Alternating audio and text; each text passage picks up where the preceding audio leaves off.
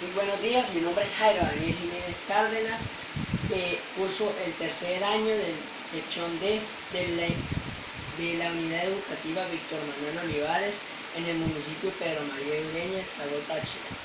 Hoy les vengo a hablar sobre el reino animal y sobre sus distintas especies que se encuentran en él. ¿Pero qué es el reino animal? El reino animal es un conjunto en donde se encuentran distintas especies de animales, pero estas se pueden clasificar según su alimentación o su reproducción. Según su alimentación se clasifican en herbívoros, que son los que se alimentan de plantas o frutos, y los carnívoros, que se alimentan de otros seres vivos o carne, y los omnívoros, que tienen una dieta variada entre la carne y las plantas. Por reproducción estos se clasifican como vivíparos o ovíparos. Los vivíparos son aquellos que se reproducen por medio del parto y los ovíparos son aquellos que se reproducen por medio de huevos. Algunas de las especies del reino animal son los plantelmintos, los nemátodos, los anélidos, los poríferos y los cnidarios.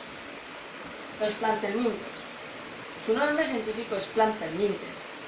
Son un filo de animales invertebrados acelomados protóstomos tribásticos que comprenden unas 20.000 especies.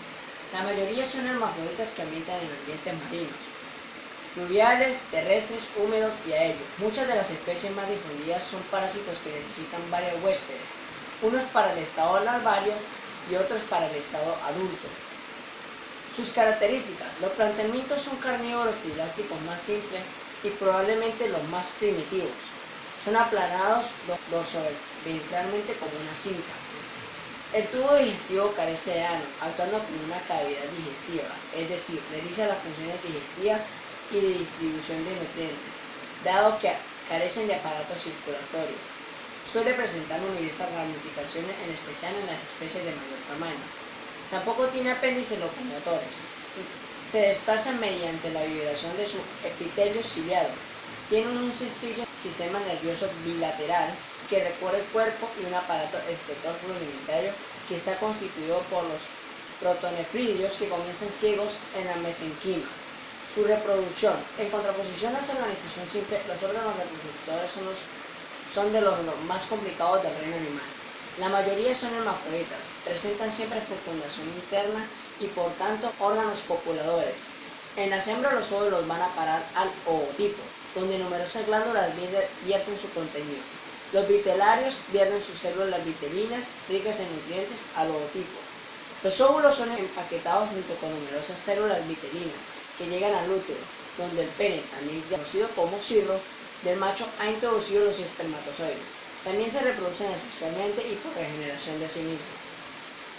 Su influencia en los seres humanos. Quizás uno de los casos más conocidos es el de la especie de la lombriz solitaria, que suele alojarse en el intestino del sujeto que las incorpora en la alimentación. Estando en su etapa larvaria, se desarrolla hasta inclusive para poder realizar el recorrido completo del tracto intestinal, generándose no solo una deficiencia en la absorción de nutrientes, sino inclusive otros trastornos de la salud, como la manifestación de anemia o cualquier otra complicación al sistema digestivo. Los nemátodos, también conocidos por el nombre científico de nematoda. Los nemátodos son un filo de vermes pseudocelomados con más de 25.000 especies registradas, y su número estimado es mucho mayor, tal vez hasta 5.000 especies registradas, y forman uno de los filos más grandes del reino animal, por lo que se refiere a números de especies.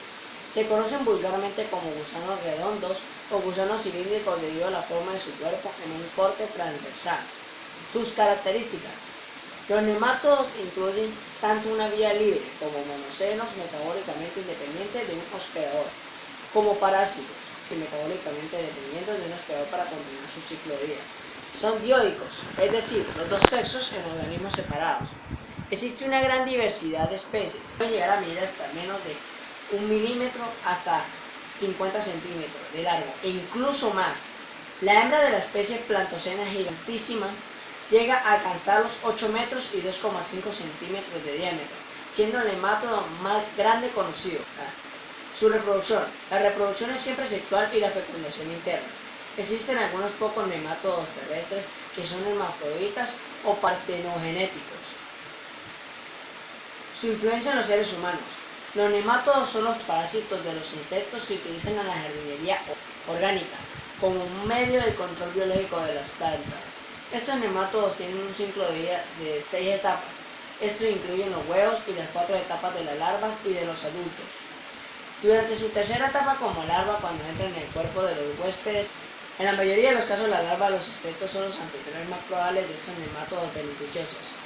Entran en el cuerpo del huésped a través de la abertura anal, la boca, los agujeros de respiración o a través de los agujeros hechos en la pared del cuerpo. Una vez que ganan la entrada, los nemátodos liberan las bacterias Cernohablus presentes en los intestinos y en la faringe en el cuerpo del huésped. Las bacterias descomponen los órganos internos del huésped por la ayuda de las enzimas y la alimentación de los nemátodos.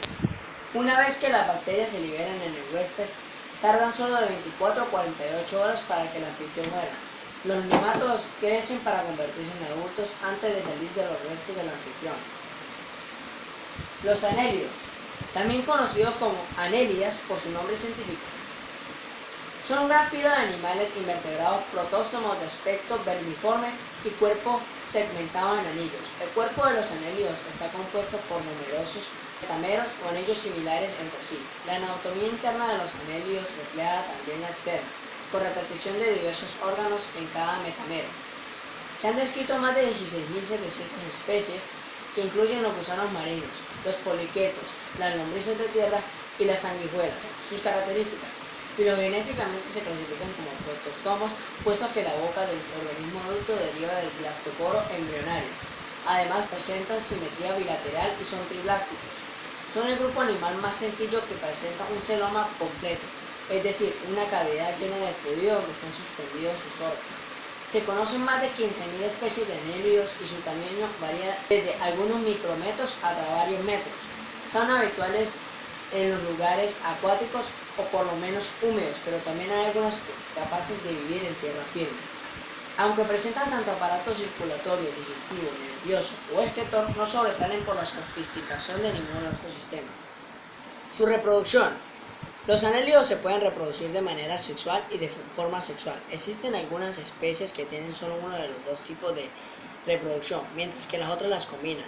En el caso de la reproducción asexual, hay algunas especies que lo pueden hacer por gemación, generando un nuevo individuo y unido al otro, mientras que otras especies se reproducen por fragmentación, es decir, dividiéndose en dos o más nuevos individuos. Aunque siempre se ha creído que los anélidos eran animales en los que cada individuo tenía su propio sexo, se ha descubierto que muchos de ellos son hermafroditas y en la mayoría son especies acuáticos. Su influencia en los seres humanos. Estos son de vital importancia en los cultivos, dado que contribuyen en la aireación de la tierra. Son de importancia fundamental para el mantenimiento de las funciones del suelo, el incremento del estado de carbono y la fertilidad del suelo. Los poríferos. Las esponjas poríferos son un filo de animales invertebrados acuáticos que se encuentran enclavados dentro del subreino Parazoa. Son mayoritariamente marinos, sésiles y carecen de auténticos tejidos. Existen unas 9.000 especies de esponjas en el mundo, las cuales solamente unas 150 viven en agua dulce. Se conocen fósiles que datan desde el periodo Ediacario. Se consideraron plantas hasta que en 1765 se descubrió la existencia de corrientes internas de agua y fueron reconocidos como animales, además de que su digestión es intracelular. Sus características. Una de las características más sorprendentes de las esponjas es que la mayoría de las células que componen su cuerpo son totipotentes, es decir, puede transformarse en cualquiera de los otros tipos de células según la necesidad del animal.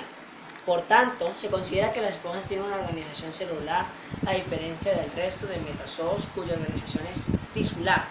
Carecen de verdaderas capas embrionarias.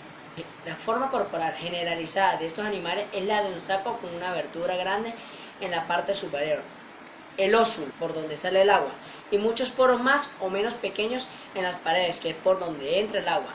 La filtración de alimentos se produce en la cámara interna del animal y es llevado a cabo por un tipo celular especializado y único de los poríferos.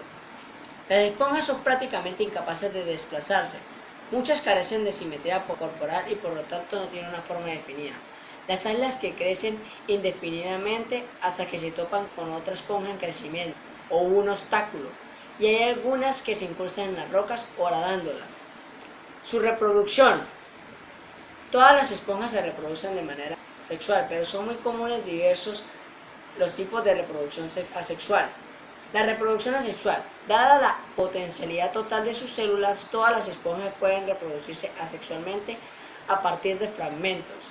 Muchas esponjas producen yemas, pequeñas protuberancias que acaban desprendiéndose, que en algunos casos contienen alimentos almacenados. La reproducción sexual.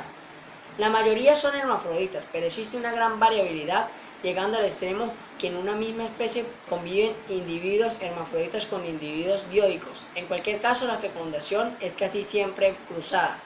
En algunas especies, los espermatozoides penetran en el sistema acuarífero de otros individuos, donde son fagotizados por los coanocitos. Luego, estos coanocitos se desprenden y se transforman en células ameboides que llevan los espermatozoides hasta el óvulo. Tras la fecundación, las larvas son liberadas a través del sistema acuarífero. Existen 4 tipos básicos de larvas en las esponjas: la parenquimula, la celoblástula, la estomoblástula y la anfiblástula. Su influencia en los seres humanos. En el Atlántico Norte se ha utilizado tradicionalmente las esponjas arrojadas a las playas por el mar como fertilizantes para los campos de cultivo. No obstante, el interés económico radica en las esponjas de baño, sobre todo en los géneros esponja e hipospongia, cuyo esqueleto es exclusivamente córneo y flexible. Los cnidarios son un filo que agrupa alrededor de 10.000 especies de animales relativamente simples, que viven exclusivamente en ambientes acuáticos, mayoritariamente marinos.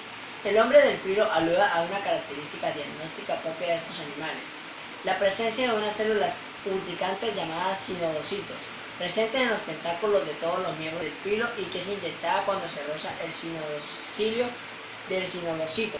Tiene simetría radial y su plan corporal es en forma de saco. Son los animales más simples que presentan células nerviosas y órganos de los sentidos. Características. Los cnidarios son animales diblásticos con simetría radial primaria. Sus células se organizan en 2 capas que actúan como unidades funcionales. Aunque muchas células todavía guardan cierta independencia y cierta totipotencia, tienen 2 hojas embrionarias, ectodermo y endodermo, e indicios de mesodermo, aunque a veces existe un tejido análogo, que es el ectomesodermo, de origen endodérmico como el auténtico mesodérmico de los tribásticos, y del cual nunca debían órganos complejos. Su organización corporal es en forma de saco. El aparato digestivo tiene un solo orificio que actúa como boca y ano al mismo tiempo, y tiene una capacidad gastrovascular en forma de saco donde se realiza la digestión, y se utiliza para el sistema de distribución de los nutrientes y del oxígeno, y también como sistema excretor. Su reproducción. Dependiendo de las especies de cnidarios, la reproducción puede ser sexual, asexual o alternante. En el caso de los cnidarios que presentan fase pólipo y fase medusa, tienen lugar la denominada reproducción alternante, es decir, que alternan la reproducción asexual en la fase pólipo con la reproducción sexual en la fase medusa. Influencia en los seres humanos. Los nematodos pueden ser tanto beneficiosos como perjudiciales para los seres humanos. En el caso de perjudicial en el sentido de que algunos nematodos como las medusas pueden causar ardor y hasta picaduras peligrosas que pueden conllevar hasta la muerte. Y beneficiosos ya que algunos casos como el coral rojo, que se utiliza en la joyería, y otras especies que se emplean para acuarios y adornos en los jardines. Muchas gracias.